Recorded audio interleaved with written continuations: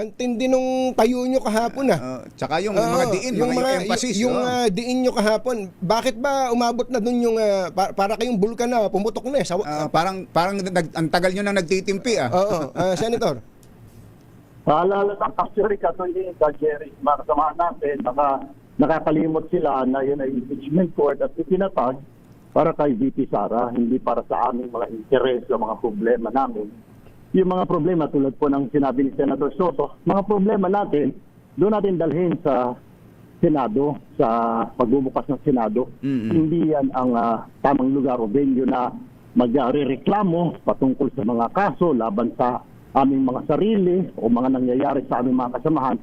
That is not the right venue. So, pinaalala lang natin sa kanila na hindi ito. Ito ay sinasayang natin ang oras natin ng Vice President na sa halip tukuyin ang kanyang pakinggan ang kanyang depensa, pakinggan ang mga nag-aakusa sa kanya. Nauubos yung oras. Kagaya kahapon, 30 minutes, sinayang namin. Doon lang paikot-ikot sa huwag na namin pag-usapan ng aming mga sarili, mga kaso. Umabot ng 30 minutes yung nasayang. Sabi niya yata, ito, nakaka-26 minutes na tayo for nothing. Sabi mo gano'n. Oo nga, Binili lang, tinuro mo pa yung relo, Senator Erwin Opo, kailangan lang po siguro palalakanan. Siguro stress na rin. Jerry, makasamahan natin. Hindi ko rin po masisi yung ilan dahil lalo na po yung minority at nararamdaman nila kumukunti sila. Yung punto ko lamang, that is not the right venue, yung reklamo nila. Pangalawa, ano naman po magagawa ng impeachment court kung ireklamo nila doon na isa-isa silang sinuhuli o kinakasuhan. Pagkatapos, meron pang yung isang kasama namin, iimbestigahan din siya sa isang kaso. Pero hindi po yun ang tamang venue. May mga venue, katingin, Jerry. Tulad sa Presko, nandiyan naman yung aming Press. Nandiyan din yung mga Facebook, YouTube live. Pwede naman sila doon mag-rant, di ba? Wag lang doon kasi, kawawa, yung nakasalang na kaso ang BP. Kahit ako siguro, pag may impeachment case, kakabaka-baka dyan, di ba? Kung baka hindi ka may pagtanggol ng tama, o baka may mabigat na ebidensya.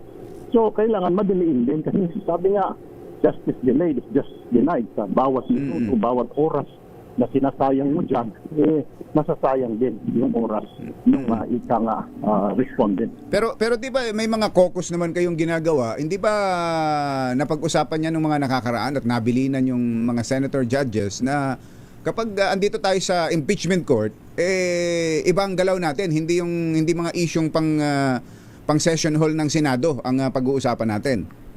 Hindi ganun ka, Jerry. Hindi na pag-usapan. Hindi na pag-usapan yung mga issue na yan. Ang napag-usapan, yun nga yung pinag-usapan namin kahapon patungkol sa mga bank accounts, patungkol sa AMLA, patungkol sa SALN. Yun ang napag-usapan. Pero hindi kami nagbotohan doon.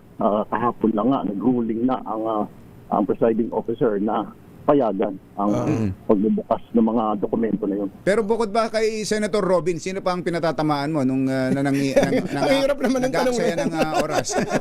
Ang hirap. Diniretso mo Oo, Huwag naman patamaan ka. Reminder lang. Pati sa amin din, sa majority, na let's limit, this is not our time. Oras ito ng Vice Presidente para sagutin ang mga akusasyon or ilatag na yung kanyang mga depensa. Hindi. Yung nirereklamo yung mga sarili namin. So, yung mga kasamahan ko, hindi ko nga po yun yung tamang oras. Kasi nga po, sayang. Tinatag yung reminder lang naman yun. Tinatag po kasi ilang araw na po kami. 2 linggo na po, 2 testigo pa lang. Gusto ko po magkatatlong linggo. Sa 3 testigo pa lang, 47 po yan. So, 47 na linggo. Grabe din. I'm sure, yung 2 linggo pa lang, stressful na kasi hindi naman kayo nakikinig lang dyan. Kailangan yung mag-aral, etc. At gusto nyo na ring matapos. At lalo na, kapag nasabay na yung sesyon, mabigat po yan. But moving forward, bagamat nasabi nyo na yan publicly, yung inyo pong saloobin as a reminder, pagka po ba kayo if ever na magkaroon kayo ng caucus, hindi ba pwedeng i-propose na magkaroon ng parameters talaga? Yung parameters na kung pwede magpirmahan na kayo ng dugunin nyo doon para sa ito hanggang dito lang.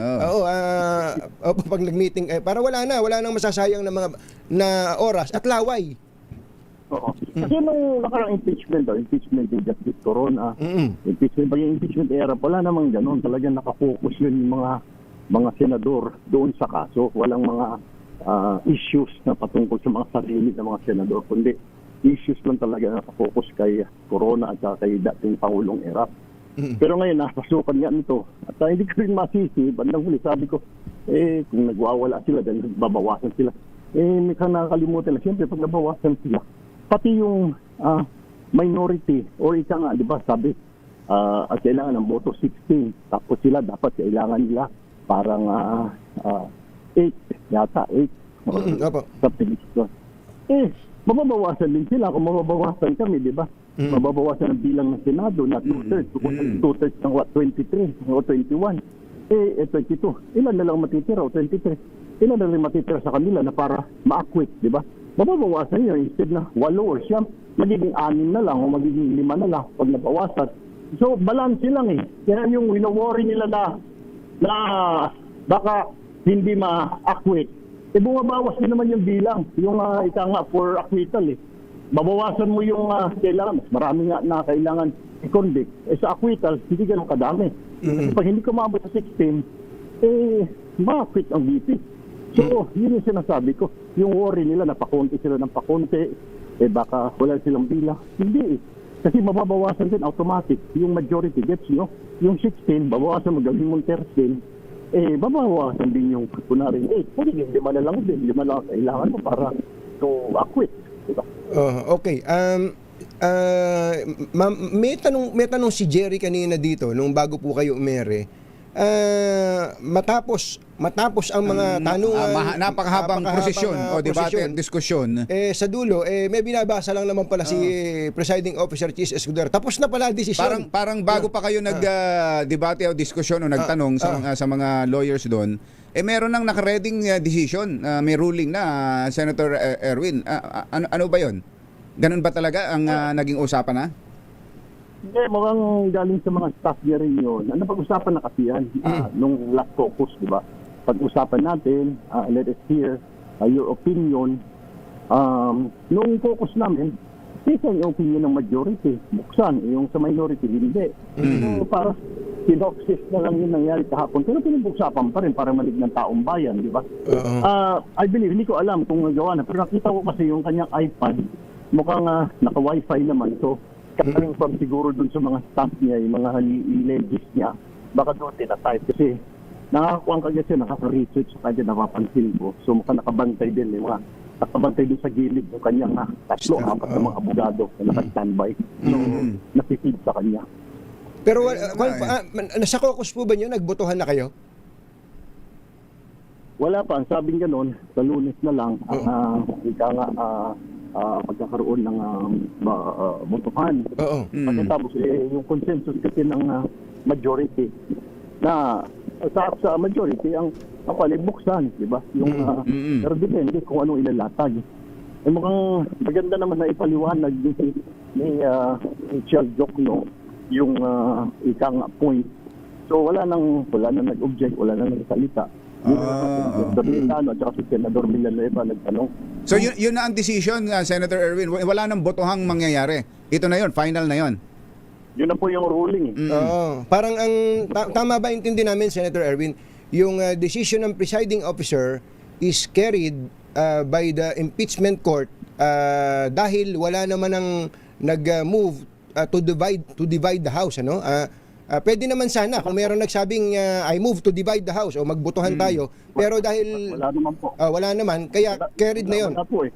Yun. Wala po eh. So hindi naman sana may tumayo na the presiding officer will make a ruling. May tumayo, teka muna, magdi-divide tayo. Kailangan natin i-divide yung house. Para hindi yung ikaw ang magdidesisyon. Tama. Ma'am, so, sumasakayan din yung kabila na ganun ang ruling ng presiding officer. Opo. Sa tingin ko, sa punto ko. Opo. Okay. Sir, one last point na lang. May nabasa kami kahapon na ikinukonsider ninyo na gawing umaga hanggang hapon, ano ba, 10 a.m. to 2 p.m. ang impeachment trial. Pakiklaro nga po ninyo yan. Pagka bumalik na sa sesyon ang Senado? Tama po yun. Sa caucus namin, yun din po napasadahan po yan yung caucus namin last week. Na mukhang amenable naman, mukhang sangay naman lahat. alas 10 ng umaga hanggang alas 3 ng hapon. Mm-mm. Yung, Impeachment. bali mga 5 hours. So, Apa. Monday, Tuesday, Wednesday. Tapos sa hapon, 4 o'clock, bibigyan Session. ng oras na ayusin, i-rearrange yung mga tables. Yeah. Kaya 4 o'clock. So, 4 to sawa hanggang 11 o'clock ng gabi. So, pwede kami mag-session doon. Tapos, ang committee hearings na gagawin Thursday and Friday. Thursday. Ayun. Naku, ang tindi ng trabaho. Talaga. Ang tindi ng magiging trabaho nyo. Wala na palang uwian ang mga senador natin. Pati yung staff, di ba? Paano kayo? Makakapag-workout man lang ba kayo dyan sa pagka-umaga? Makakasingit pa ba yan? Kung umuwi tayo ng alas 11, wala na. Pati kung may nightlife, wala na rin. Wala na. Huwag ka muna pupunta doon. Hindi, mag-wine, wala ka ng oras. Wala na. Sa bahay. Wala na. Okay, Senator Erwin, maraming salamat Thank you, po sa Senator. oras. Thank you po for sabi nga namin ni Kumbatsero kanina to putting into words kung ano man yung nararamdaman ng iba rin nating mga marami pa nga siguro natin ng mga kababayan. Thank you po. Kaya lang parang hindi naramdaman nung mga pinatamaan mo nung huli pagkatapos ng ruling, may pahabol Senator Kailangan daw maglabas na kayo ng mga ano tawag doon, mga bank records. bank records ninyo. Lahat. Hindi, mahirap na kung patulan. Okay na lang. May palalaki mo pag pinatulan mo. Hindi, at least alam, na isatinig nyo na po kung anong dapat sabihin.